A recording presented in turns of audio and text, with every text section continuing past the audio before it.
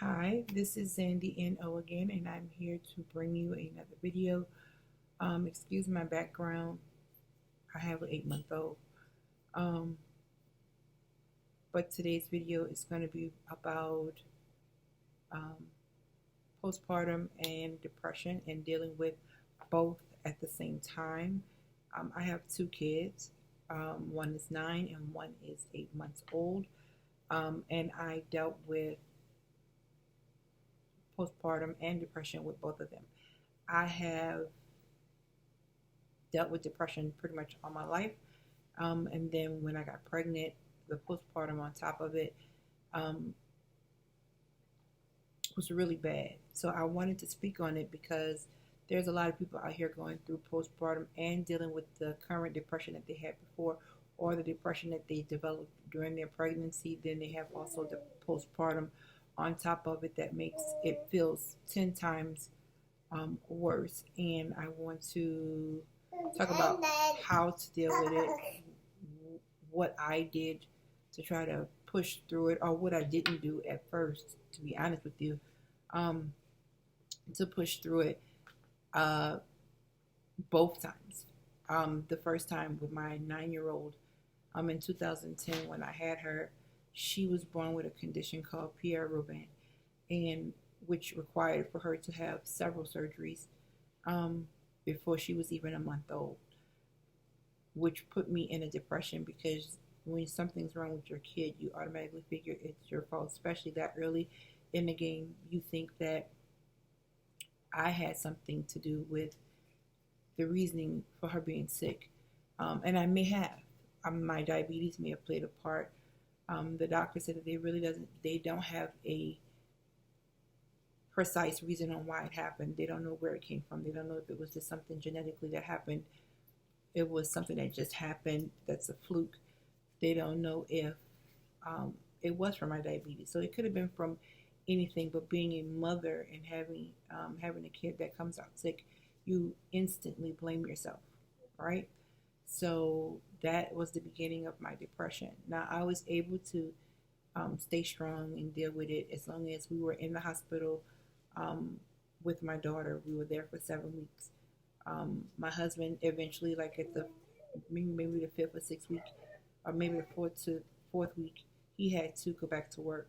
So that means he was driving an hour to work, staying at home in the town that we lived in, and then coming back on his off days. Whether it was one off day and he went back to work the next day, or whether it was 2 off days and he was going back to work, and 2 days later he was coming back to be my backbone and to be my support, which I appreciate because I don't know if I could have done that by myself. I didn't want to experience that by myself, to be absolutely honest with you. So, but once I got home, I started to feel depression. My depression started to creep in, and anybody who deals with depression knows that it doesn't take much for you to become depressed. So my depression started to kick in. We finally went back home, but at the time we were trying to pay bills in 2 states, and I wasn't working at the time. He was the only one working, and a lot of stuff kind of happened financially that put us in a tight spot when we got back home. So that played a part in my depression. Me having a new baby, and I was excited about that. I mean, I did IVF for this kid, and I paid, a lot of money, and that's nor here nor there about the money situation. But I did pay for me to get pregnant with this kid. So I was overly excited about being a new mom. I wanted to be a mom for years, and it just wasn't happening naturally. So I was excited about being a new mom, but the depression part, the excitement couldn't keep the depression from creeping up and causing pretty much havoc in my life, right? So not only do now that I have depression, I'm depressed about the things that my baby is going through. I'm afraid that, my baby's not going to survive, whatever the case may be. And then I have this depression that I have to deal with. So now I have to be a new mom. I have to deal with my depression. And then on top of that, then the postpartum hit. And to me, postpartum is a lot harder to deal with than depression. Depression is something that, especially if you've been dealing with it all your life, you find a way to push through or to cope with or deal with the situation at that time. But with postpartum, it kind of creeps up on you and you don't really know you're going through it until you're actually going through it. So then that part is scary because you start having these crazy thoughts. I had one time I was driving to work and in my mind I'm thinking, I could just drive my car clean off this bridge and end it at this particular point in my life. I really felt that way, but I knew in the back of my mind I had a husband, I had kids, I had a kid, and then I had a family that depended on me. And then how you work that hard to get somewhere or get this kid, and now you're willing to take your life to not be here for that kid. So that was a battle that my mind literally was fighting about how to deal with, my depression. And now I'm dealing with postpartum, and then I have all these other responsibilities that I am expected to take care of as a mother, as a wife, as a sister, as an aunt. There were a lot of things that were on my plate at that time, and my mind was like, let's just end it. So for maybe about 6 months, I was going back and forth through the depression, through the postpartum, dealing with both of those. And I started to listen to inspirational books and inspirational scripture words, or what's the name of that? The law of attraction. I started to listen to those type of things, and that really started to help me, if that makes any sense. It's really started to help me. And I got through it. I still deal with depression. I still dealt with my depression, but I was able to kind of pull through the postpartum part of it. Never took any meds at that time. Never took no meds at that time. But I was still trying to power through my depression, right? So let's kick it in 2 years ago. About 2 years ago, 2017, I decided, okay, what I wanted to do for myself was to have plastic surgery. And I had plastic surgery. I went to the Dominican Republic. I had plastic surgery. I had a tummy tuck muscle repair, lipo, and I was supposedly had a BBL, but that was a whole nother thing. I will speak on my experience with my surgery in another video, but to me, my surgery was an epic fail, right? I lost some weight. I had a little bit of a flatter stomach, but it wasn't where I wanted it to be so far as that was concerned. So instead of being excited about after my surgery, I kind of went through a depression then too. Like, why you spend all this money to have the surgery and then you didn't even get the outcome you were looking for. I'm going to say these words. Safe is not always better. You want to always be safe when it comes down to somebody putting you to sleep and cutting you open. Don't misunderstand me. Be safe. You always want to be safe, but sometimes in your mind, what you consider safe may be too safe, and it may be somebody trying to get over on you. Just take that word. Just make sure you do your research. No matter where you go, whether you stay in the States, go to Miami, or go to the Dominican Republic, wherever you may go to have plastic surgery, make sure that not only you have your best interests at heart, but that somebody else, the person who's going to do your surgery, has your best interests at heart as well, not just your dollar. Because you can get really messed over that way. Take it from me. Anyway, so now we're going to move forward. A year and a half later, I was supposed to go back to the Dominican Republic, see a new doctor, have new surgery. and decided not to go. Me and my husband had a conversation, and he wanted me to have another baby, right? So we decided to have another kid.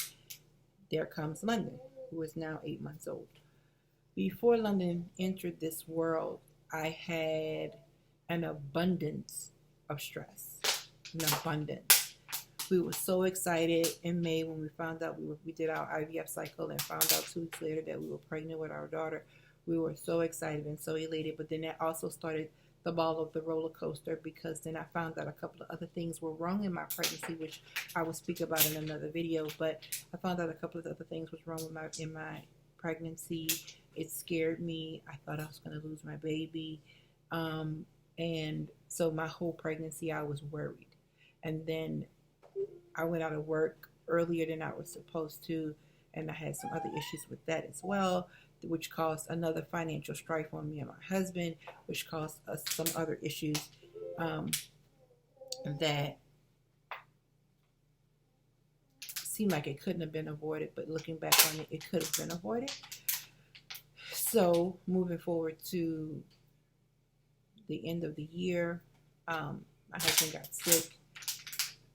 He was in the hospital for a week. The day he got out of the hospital was the day London decided London needed to be here. So we had London January 6th. That day they decided that it was time for me to have my baby. My husband got out of the hospital. I went into the hospital. And then London was born. Right? At this particular time, like I said, we were in a different situation. He had been sick and not working. I had been out of work for God knows how long. I had just started to get unemployment, like maybe the week of me having London.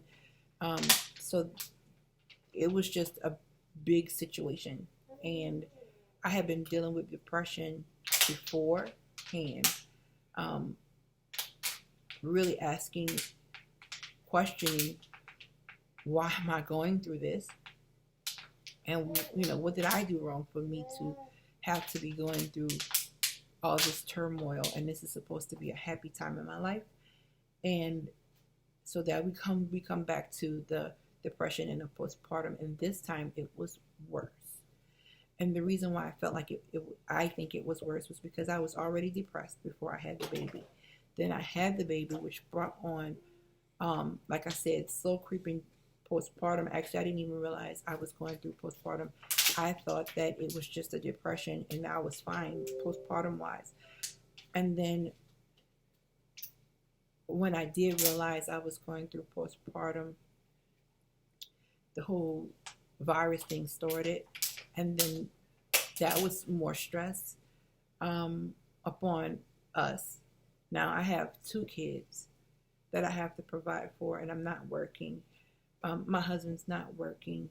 And then the big old clincher is that not only was he sick for that week in December and January, but then he turned around and he caught COVID and he was sick. So and I had COVID. So I had 2 kids that I had to protect. How do you protect them from what's going on when you and your significant other is sick? How do you protect them from that? So now I'm stressed because I've been sick. Then my husband got sick. I have a newborn baby. I have a 9-year-old daughter, and we're all in the same space. So when all this happens, then now what you do? So now my depression and my postpartum is on 10,000 because how do you deal with all this? And I'm going to be honest with you. At that point, I was questioning my faith.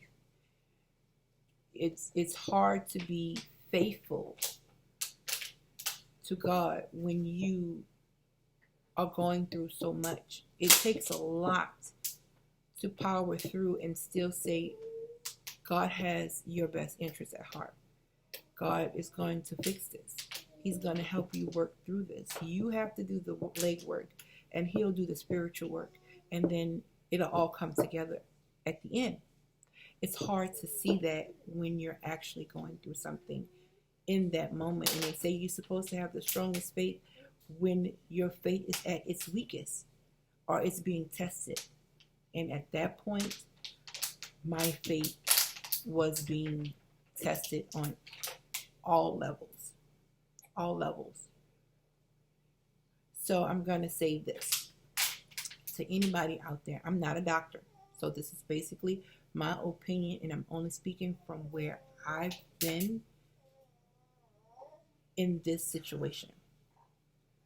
Anybody who is going through depression or going through postpartum and you do not want to get on any meds or you are not looking at getting any help, I am telling you that is the wrong thing to do. Being on medication or getting psychological help does not mean that you're crazy. But at that particular time in your life, your mental, your mindset is broken. I'm going to use that. It's broken. So by being broken, you need to have someone help you fix it. Prayer, yes. You have to pray and ask God for guidance. But you also have to let the doctors who are here to help you. If they can help you, let them help you. Take the pills when you need them. When you feel that you don't need them anymore, or you feel like you're better, or you can work through this on your own, then don't take them anymore. That's what I did. I seeked help from everybody, friends, family, anybody who can give me a positive word in my heart, in my soul, in my head. However I chose to process it, I took it because I needed it. Do not have so much pride to not take help where help is given.